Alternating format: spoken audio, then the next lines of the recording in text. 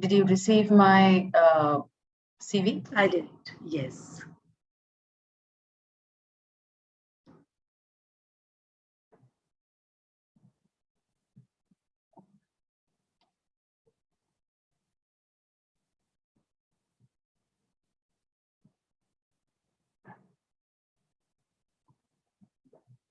Hello, everyone present today.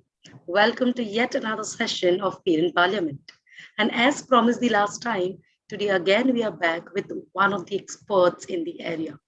Today we have someone who would not be talking about us, the normal ones, the regular ones.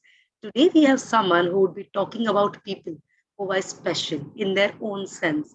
People who are special, yet they are not recognized as special by some of us. So today we will be dwelling upon their life and we would be talking some extra interesting conversation. We'll be having this conversation with Miss Amrita Panda, actually Dr. Amrita Panda, who has worked relentlessly for them. So Dr. Amrita Panda is actually a registered rehabilitation psychologist with over a decade of experience with individuals having special needs.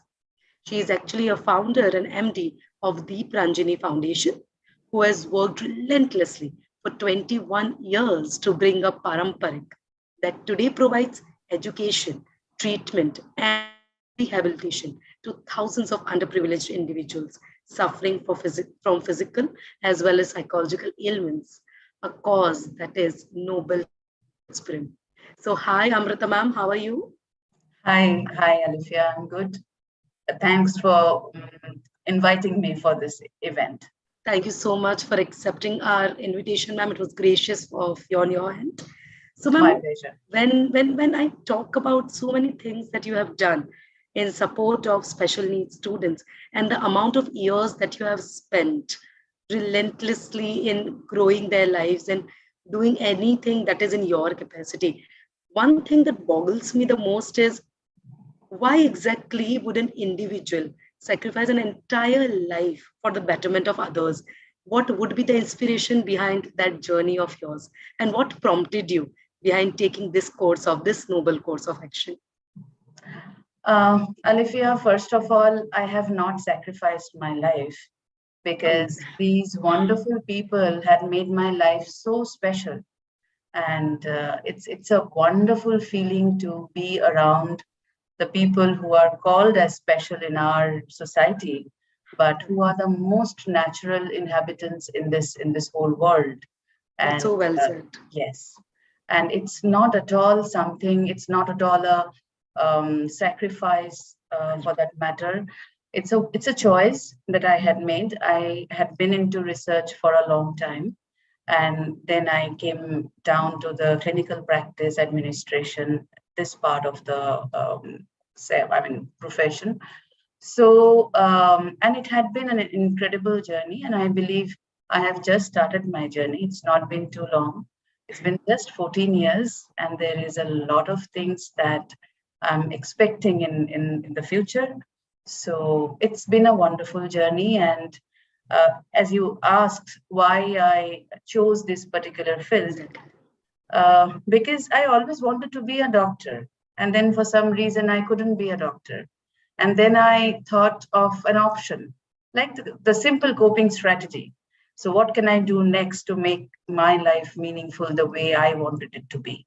So then came mental health, the choice of mental health. And I was fortunate to walk around people who are dealing with mental health, who are dealing with special needs extensively during our university days. 100%. That interested me a lot with their lives, with their challenges and the challenges of the parents. And initially, I was very scared. I thought I won't ever be able to work with these kids. I got so affected just by being with them when I was a student. So I thought I won't ever be able to work with them hand in hand. And while I was presenting my research work across the globe in the psychology conferences across the globe, I realized that our country is still sitting at a position which is not at all comparable with the world around us, and the basic things are not met yet. So we still call them mad. We still lock them inside the home. We are not comfortable of taking them out to the society. We do not love them unconditionally. So this is something which made the whole research career pointless to me. And I felt like starting with the clinical practice and administration. I mean, I felt like coming down to the root. So, and that was an amazing journey. And it's not a sacrifice at all. It has given me so much as a person. So first of all, I have to apologize for using the word sacrifice, because it's I think it's just a difference of perspective. The things that are your choices, the things that are Yes. your entire life Right. they might look a little different to But others. Alifia, the field of special need, the field of disability that we used to call previously, this has got a concept associated which is charity, and I'm afraid even today the whole sector of special needs, it works on the principle of charity, though we do not like it at the core.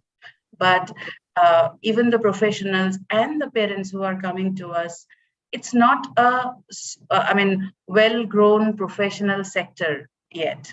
So, and Okay. which is something that I hate from my core. So, it shouldn't be charity. It's a professional choice, and this is something that we love to do. And obviously, and it's one of the, I feel it is one of the most respectable professional choice. Like, no, not many people. And one thing that you made it very, very clear that yes, and you must be getting very, very overwhelmed working with them, because it fills our life with so much of gratitude, 100%. And all around, people talk about job satisfaction, and in our profession, it's just It is the satisfaction highest. that lives Yes, at the yes. end of the day. 100%, 100%. So, ma'am, when you talk about your profession around special needs students, and we talk about everything, all different kinds of professions also that goes around them. So, when we try to understand the situation in India, so what would you say in current time, like how relevant this is in India? What amount of population in India do really suffer from such ailments? So it had always been a huge population, but Okay. recently, in recent years, particularly in last 5 years, we have seen an upsurge of the number, and and an incredible upsurge of the number. So Okay. that is one reason being early detection of the conditions, Correct. awareness of parents. They are coming out to the psychologists and doctors more than before. Another thing, we still do not know what is the reason of this outrageous upsurge in the number. In these days, in every 45 newborn, one child is diagnosed to have That's a huge number. Yes. just ASD. So there are IDs, intellectual disability. There will be cerebral palsy. There is Down syndrome. So there are different varieties of intellectual special needs. Okay. So just the ASD number has gone that higher. So the number is incredible in our country, and it's not just our country, across the globe. It It's indeed just the is. same Yeah. across the Mm. globe, and we are not prepared for this huge to deal with this huge number. And a special need condition is not just a condition of the individual; it's a condition of the family. The whole Okay. family life turns upside down. So it's That's a what he huge is. factor. Yeah. They require a caretaker who is dedicated for a lifetime. They require a caretaker who's dedicated at least till the person is functionally independent. And Correct. for a special need individual, it comes quite late, maybe even his or her 20s. So it's a long time. 100%. So, Yeah, ma'am, before like our today's topic would be about inclusion right. in education system. So, before we dwell into this topic, could you, for people who do not really know what exactly it means, could you please explain what exactly is the meaning of inclusion in education? What kind of inclusion are we talking about here? Right, right. So individuals with special needs, particularly the intellectual special needs, when they go to a regular school, a normal school per se, so at that point of time, the teachers realize that the students are not getting the curriculum the way most of the students are achieving. So, so there is a difficulty from the perspective of the student, and there is a difficulty from the perspective of the teachers. So they are unable to understand the challenge of the student. And what happens after certain years, after certain months, these special students, they drop out. They cannot accommodate, even though they accommodate, even though they go through the grades one by one. So as they are different, they're severely bullied by the neurotypical group of peers. And that is something which complicates things even more. And the challenges that the persons already have, it somehow increases. The impact of functionality gets impacted a lot by the ambience. So the challenge is from the perspective of the individual who's having a special need, from the perspective of the teachers and the support staff in a school system, and the peer group. Our society is still not educated, not aware of special needs condition. I'm very happy to say that it has improved a lot. It has improved significantly in last 5 years. People do understand special needs better than before. It was horrible 5 years back, 8 years back. So in 5 years, we are matured. That has improved, definitely, for various reasons. That has improved.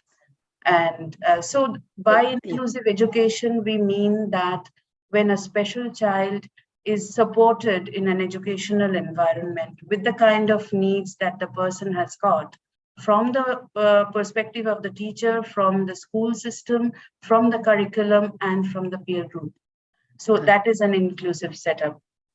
All right. And when you talk about this inclusive setup in education system, if I may ask, how far in India are we to achieve this dream, or have we achieved this dream? What do you see our scenario as? So, Alifia, theoretically, we have quite a lot of inclusive schools in our country, in our state, in our whole country. But then having inclusive schools and having an effective inclusive setup are very different in reality. Precisely. And, yeah. So this is something where we seriously need to work on, because in a regular school, what happens is, in a regular school, the teachers are not aware of the special needs, the characteristics, their requirements, their challenges. So these days in the teacher education program, the special needs chapter is being included. So they have an orientation about special needs, but that is not to a depth where they can deal with such students. Yes. That training part is missing. And even though government has recommended inclusive, accessible infrastructures, in most of the schools, the infrastructures are not accessible. It's very difficult for the people with special needs to at least attend the school on a regular basis due to various reasons. Many of them cannot even commute by public transport. They would not be able to, yes. Yeah. And some of them, even if it's not a physical disability, even if it's an intellectual disability, many of them cannot, they feel very uncomfortable in a crowded place. So for that simple reason, they refuse to go school. So there are many such things which are yet to, it's yet to be achieved. Yes. Yet to be achieved, and it's a long way to go. Yes, definitely. So one thing that you very rightly said, ma'am, that on papers, these schools are called inclusive schools, but in practical, what all are they implementing for the benefit of children with special needs? And in the regular, I'm sorry, I interrupted you. And in the regular schools, in the government schools, particularly in my state and a couple of other states, in the government schools, there might be one special educator in the school. And there are, say, 800,000 students in that school. So there will be special needs from various origins. There will be ASD, there will be ID, there will be Down syndrome, there will be cerebral palsy. And one person cannot take care of so many varieties. Cannot possibly cater all. Not possible. So Exactly. they remain undetected. Many of them remain undetected. Those who have already have the diagnosis, they do not get the proper kind of management that they're supposed to Hmm. receive. So that's how it is as of now. So we totally understand the gap, ma'am, there is in when you say that, on paper they are inclusive, but in practical they are not. So maybe the teacher training and, the amount of teachers that are present, special need teacher that are present. So there is definitely huge gap. Right. But I, as an individual, someone who is not an expert like you in the field, and there are many like me who would want to support but do not know how to. Right. So, are there any ways in which you expect you experts expect us the I don't know, can I call myself like the normal crowd? I would say. So, there are any steps that normal children or normal people in us, like society, can we take to support them more? Is there anything? Of course. I mean, if the regulars, if people, I mean, the people around us, if they are participating in the whole process, the whole journey can be a lot more easier, because the Hmm. first the first most important thing starts from the awareness. In many Correct. cases, yesterday I got a call from a school's principal that she knows someone who's having some features which is of concern. So she called me up to understand if that is something, if that is a special need condition. So Okay. this is an awareness. So this helped a person who's not in her family, but Hmm. around him, around her. So that way, if we have general awareness, that is very much important, because Correct. we tend to compare the kids so often when our kids are not faring so, I mean, the way we expect them to do. We tend to compare them. We do not try to understand the challenge that particular child is going through. So, Correct. in such scenarios, awareness can be mass awareness is the key to bridge the gap. And Very well said. Yeah. of course, people like the neurotypical people, there are a lot many courses around which can help them to be of some use to the people with special needs. Like there are there are B.Ed courses, D.Ed courses. There are several certificate courses available in different training colleges, also in different also online. So those Yeah. things are available. So there are a lot many ways to support this particular population.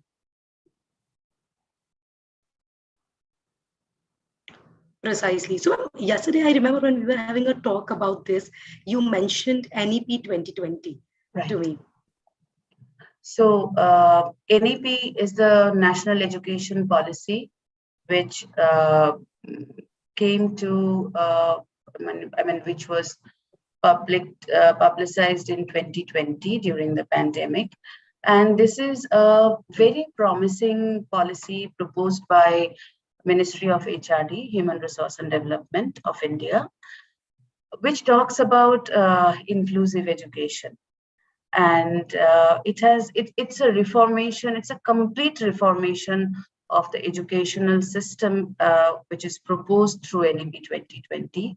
It wants to make education available to all the people of the society in a similar manner, and it wants to uh, change the curriculum, the age-old curriculums of our country, to something which is more creative, which is more abstract, which develops critical thinking, which develops using creative skills. So NEP is NEP is a huge recommendation. It's going to turn the education system upside down. So amazing. Yeah. Not just the school education, also the higher education system. The entire system, if NEP is implemented as it has been recommended, it's going to change the entire education process of our country, and we would love to believe that it will happen in reality. But 100%. And I would it want to keep my fingers crossed for that one. Yes. And I hope it is implemented with its true spirit. right. Definitely. So ma'am, you are saying that NEP has the potential of bringing an immense amount of difference even for the special needs students. But then one thing that, it has been an age-old approach in India to keep a different training center for students with special needs. And there are reasons behind it. As you said, that in a regular setup, there might be an unavailability of teachers. There might be other reasons. So there it has been practiced, and I feel that it is going well. I don't know, like you will be pouring a better light on it. So what would you feel, ma'am, would be advantages and disadvantages of such a separate education center? And where do you find yourself? Do you feel it should be same, or do you feel it should be different? So, Alifia, I had been working with special needs institutions since last 6, 7 years. My Okay. own organization, the Pranjani Foundation, it's also a special needs center. So, Oh, okay. and which is meant for the vocational training and employment generation, a supported employment place is the Pranjani. So the challenge is, though we talk about inclusivity, though we talk about the techniques, but in reality, in India, we deal with such a huge population. It's Hmm. very difficult, and the kind of financial backup we have from the state government and from the central government as of now, it's very difficult to accommodate the huge population in a regular school setup with all the systems on and working and impacting the student's life the way it should. It's a Correct. huge challenge. I mean, Hmm. to me, it's a dream project. If that Yeah. happens, all the special institutions like us, we will be closed, and we will be very happy to be closed, Oh, okay. because that is the ideal scenario. We do not love our kids to be secluded. They Hmm. cannot mix with the neurotypicals most of the times. They, Hmm.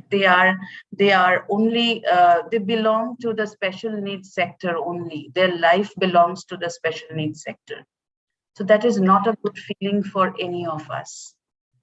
So we would also like their horizon to be wider. We would like them to enjoy life Correct. along with their And why peers. not? Yeah, After all, sky is the limit. because special needs is not a disease.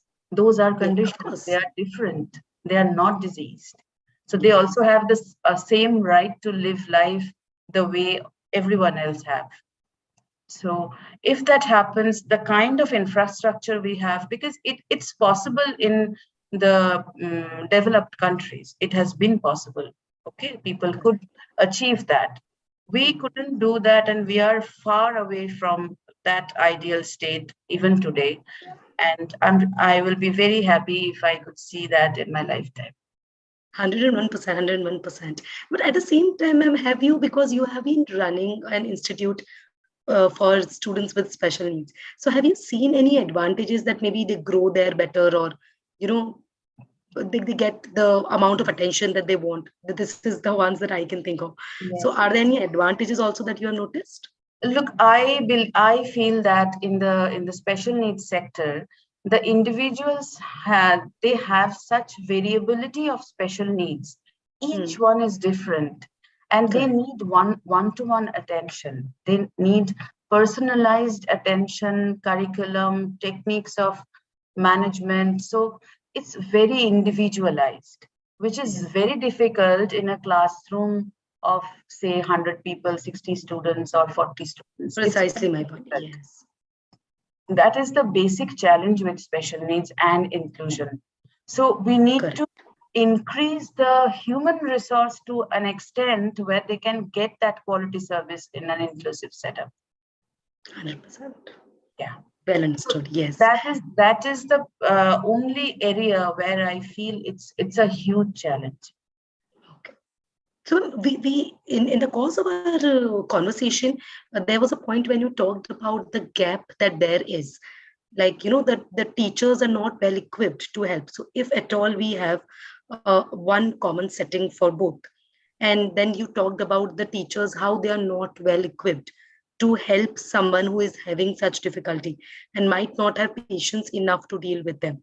So do you feel if NEP becomes successful and if inclusion dream is achieved one day, do you feel another set of training, a special training would also be required for even the regular teachers to cater Yeah, them I up? mean, to make NEP a success, there will be a huge need of special education training among Exactly. regular Yeah. teachers, among Yes. regular teachers, and also increase in number of special educators, because Okay.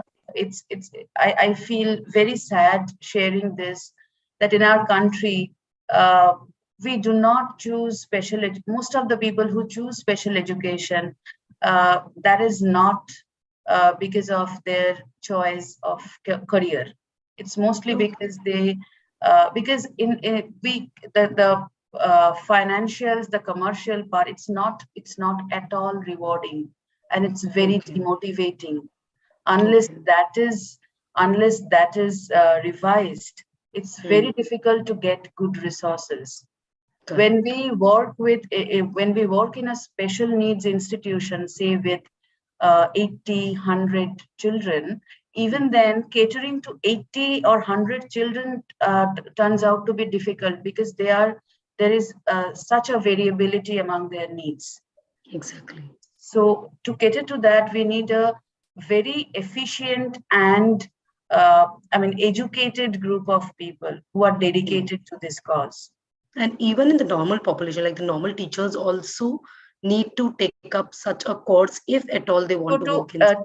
to make NEP a success, this is going to be a huge need from the special education sector, that the regular teachers, they need to be trained, and that Correct. has to be taken up by the special needs sector, Well special understood. education sector. Precisely. Yeah.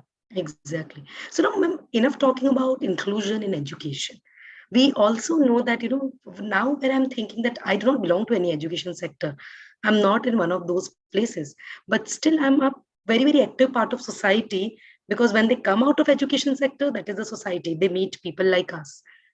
So again, when we talk about, we previously also talked about the dedication that a caretaker might require, or the amount of empathy that they require from the society, or the amount of help that they require from society. So at the same time, when we talk about any action that a caretaker or a family member can take, so once they come out, let's say teachers are trained, let's say they are getting amazing the amount of education or the kind of education that they deserve, but when they come back home, it is people like us and or their caretaker, their family, who are, again, it is not possible to train every single individual. We are a population of crores and it is not possible to train everyone. So are there any, suggestions on your part for family that can make life of a caretaker, someone who's taking care of someone with special needs, easier, or some steps that they can take to make their life better, so that they don't constantly feel that they are different? So the first thing, Alifia, is that family parents with special needs, the amount of stress that they go through every single day Hmm. throughout their life, it's something which is beyond comparison with almost any Uh, other stress in life. Obviously. So this is something which is beyond any definition or any adjective. So the list I feel that we can do for such families is to uh, be empathetic, not sympathetic, be empathetic, and love them, love their kids, and be there whenever there is something, whenever they need some help. So this Hmm. is the basic thing that we can do.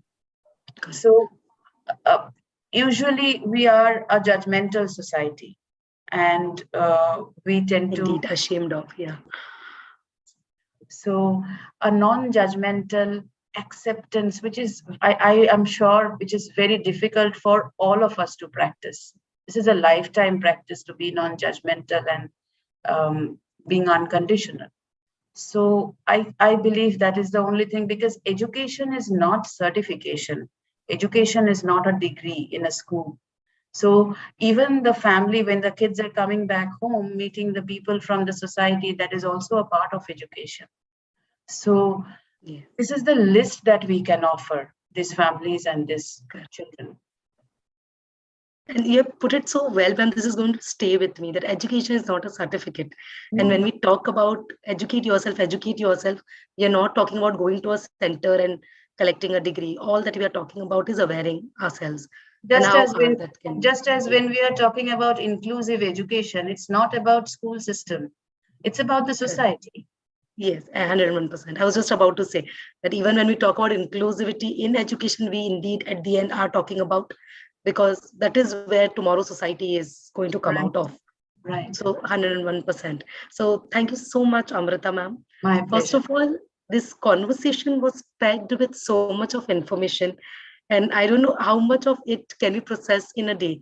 And you working with them relentlessly for such a long time, and we are now 101% sure how overwhelming that idea must be, and how we can, like, the kind of contributions that we can make. One thing after today's conversation that I'm going to do is definitely gain some education about them. That is And then wonderful. we will talk about all the practical steps will be a later part. But first, updating ourselves as an individual to be Right. able to be ready for such inclusion. Right. 101%. Thank you so much, ma'am, for sharing Thank you, all your Olivia. information Thanks expertise a with lot. us. Thanks to all the Thank you so viewers. Thank much. you. You too. Have a very, very good day, ma'am. Bye bye. You too. You too. All